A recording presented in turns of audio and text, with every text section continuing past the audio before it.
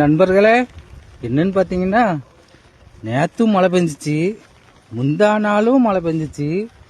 இன்னைக்கு பார்த்தா இன்னைக்கு திங்கக்கிழமை காலையிலே சரி வேலைக்கு போகணும் அப்போ நினச்சிட்டு முடிச்சுட்டு வந்து பார்த்தா இங்கே பாருங்க எவ்வளோ மழை. அங்கே பாருங்க, இது கிழக்க கொலசை பக்கம் தேங்க. கொலசை பக்கம் இருட்டுனாலே நம்மளுக்கு மழை வந்துடும்பாங்க உடம்புடி சைடுக்கெல்லாம். அங்கே பாருங்க எப்படி இருட்டு இருக்குன்னு பாருங்க, குடமறைக்குதா பார்த்துக்காங்க நம்ம நண்பர்களே. அதனால் இன்றைக்கி நீங்கள் வெளியே போனோம், வெளியூருக்கு போனோம் அந்த மாதிரி நினச்சேன்னா யாருமே போக வேண்டாம். ஏன்னா இன்றைக்கி எப்படியும் கண்டிப்பாக மழை இருக்குது. ஏன்னா நம்ம வானிலை அறிக்கை சொல்லுது. பதிலா கிழக்க அங்கே வருங்க,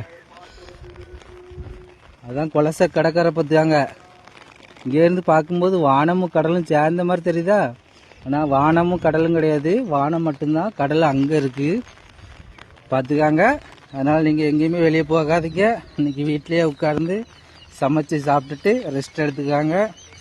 நானும் அதுதான் பண்ண போகிறேன். இன்றைக்கி எங்கேயும் போகிற கிடையாது.